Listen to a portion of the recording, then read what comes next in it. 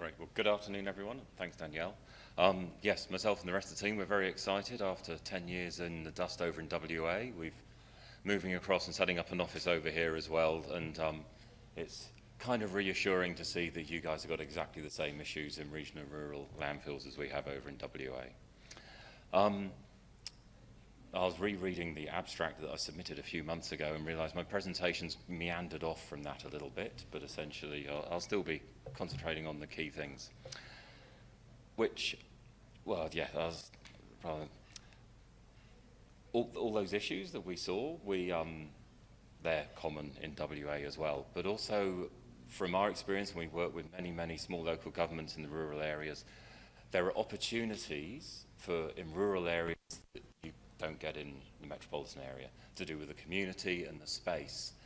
And when we work closely with these local governments, we look to try and capitalise on those opportunities to try and overcome some of the issues that are normally faced, which I'll go into that in a moment. By just stepping back, it's why do we recycle in the first place? Obviously, we're looking to preserve resources. We've heard lots about the circular economy, and that's fantastic. That's moving forwards. We've got that social responsibility. The waste that we're generating, as we've seen earlier today, it's really growing exponentially. So we can't be leaving this legacy for the future. We do need to be dealing with ourselves now. And ultimately, looking at greater efficiency. To me, I see the waste that's generated is a reflection of an inefficient household, industry, a community, or a region. You produce less waste, you are being more efficient yourselves. And we don't really want to think about, well, there's that 1 ton of waste that's costing us, say, $100 to get to a landfill. It's the materials that went into that 1 ton of waste in the first place, the food that you bought or the raw materials. There's a lot more material and value in that waste, and you don't want it just flowing straight to the lowest denominator. At a local level, we want to protect the environment. Typically in a rural and regional area, we're not necessarily talking about best practice landfill design. We're often dealing with unlined landfills, so we are impacting on the environment. So we want to try and keep those nasty wastes out of there. We want to create diversified employment.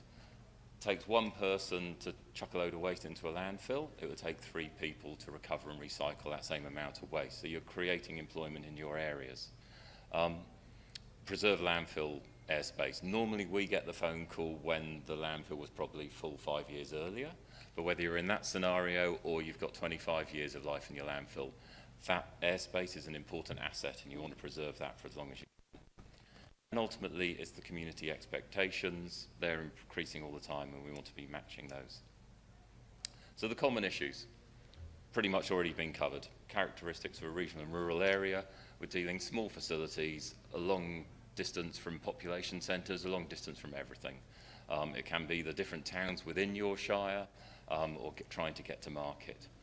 The resources in terms of the infrastructure that's available and the people. Often we're dealing with the person who's managing the waste is also looking after maybe ranger services, EHO, maybe a bit of planning.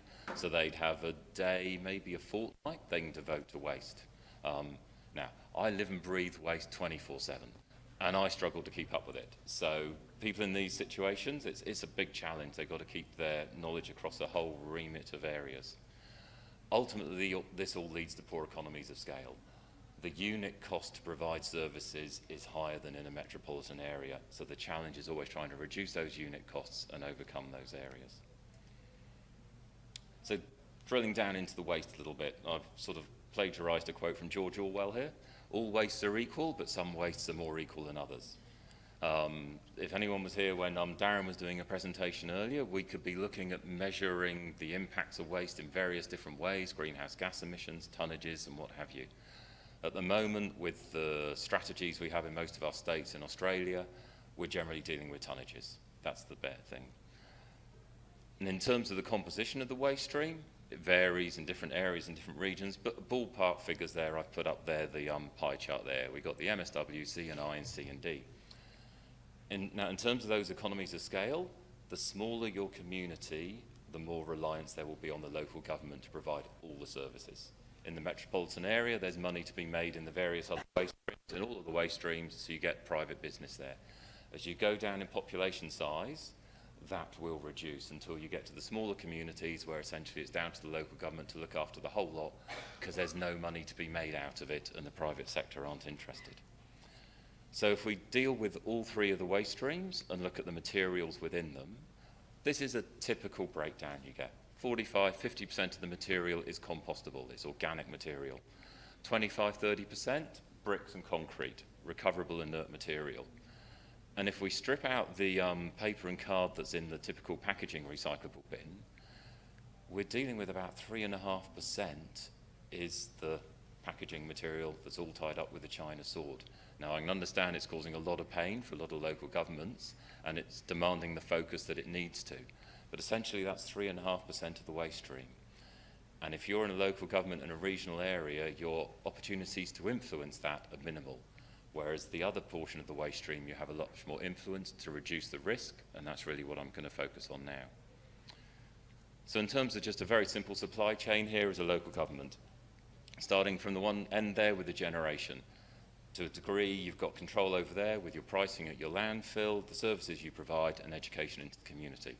Flow through into collection. Again, you're either providing the collection services yourselves or with collection contracts, so you've got pretty much full control over that. Until you start to come into the processing side of things. Some materials may need to be transported greater distance for their processing. You've got fuel costs to consider. Different processing facilities may move and close down, so it starts to become a little bit more variable there, less control. And then ultimately we hit the market. And that's where at a global level you have no control, as we are seeing today and in the last few months. At a local level you've got influence, and that's probably where your efforts need to be placed. So dealing with the packaging waste, we've got global factors here.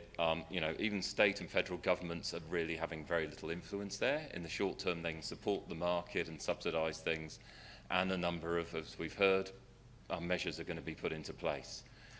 Longer term, I'm an optimist. I hope to think in a few decades' time, maybe plastics won't be the issue they are at the moment. This lovely little quote here, single-use plastics, 5 seconds to make, 5 minutes to use, 500 years to break down.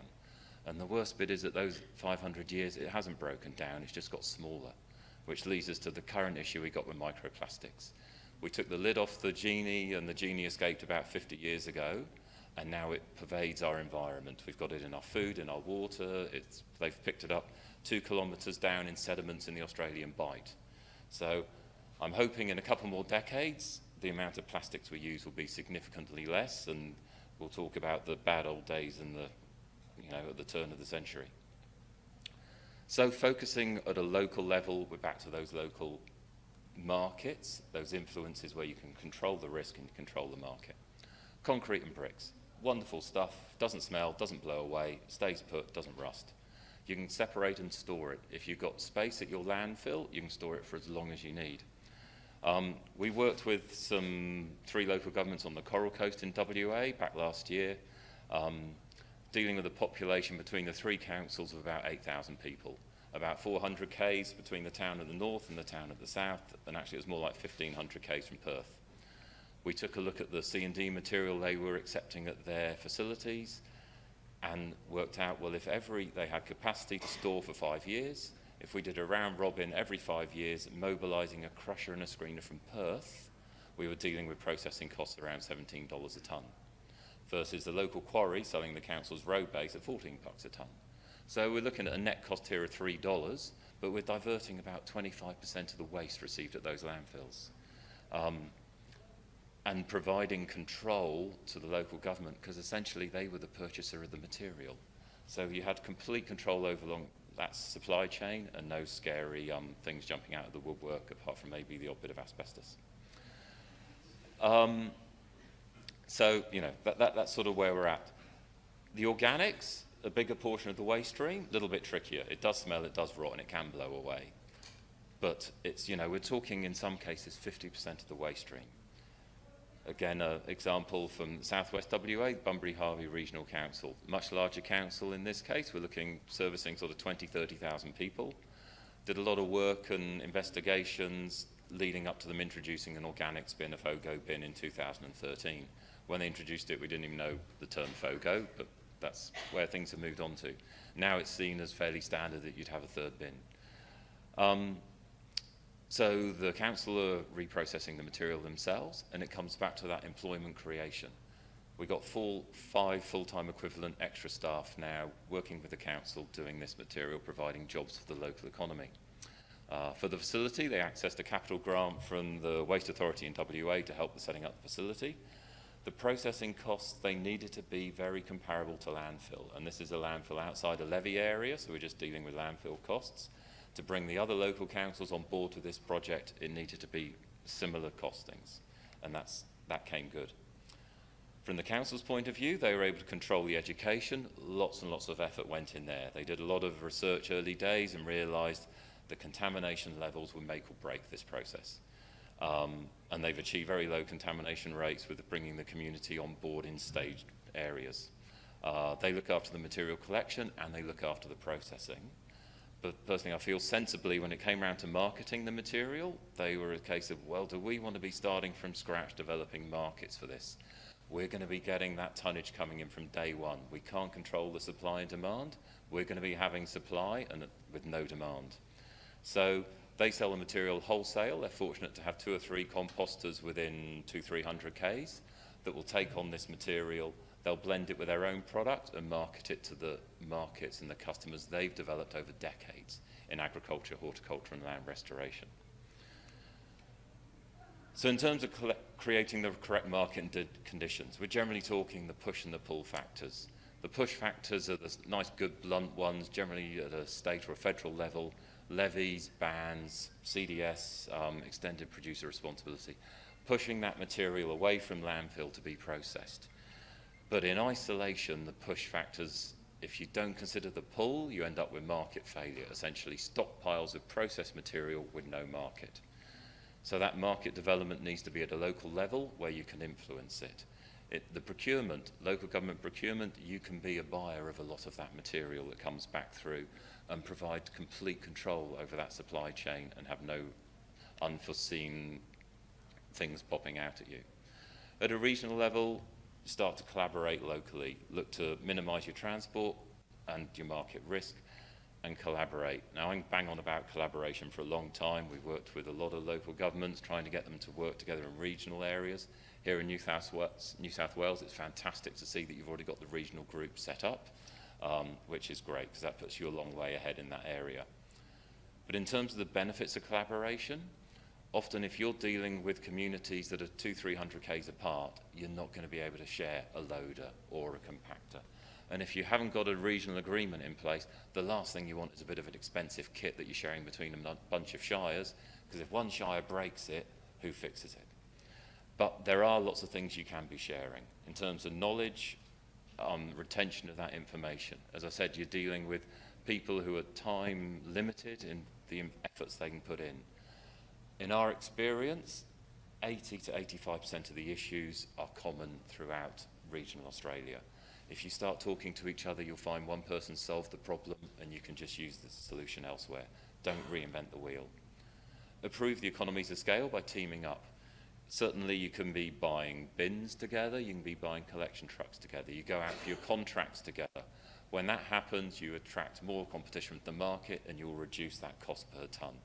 We did a load of work up in the Kimberley, we went out to the collection contract, big fanfare, got a lot of interest. The incumbent still won the collection contract, but at a price 30% lower than they'd been charging previously, just by getting the 4 councils to work together. And partner with the private sector. If you've got a mine nearby, start to work together. You've got the same waste issues. If you work together, you start to achieve those economies of scale. And in the same way, if you're looking at the composting and the organics, maybe not process the material yourself, look to a local network of farmers or an individual farmer. They may be interested in taking on the processing and then they will provide the market. I grew up on a farm and I know from experience if one farmer starts doing something different, all the others will be looking over the fence going, aye, what's he up to? And if it works well, they'll want a part of the action as well, which may help to develop your market for the organics and the compostables. And funding.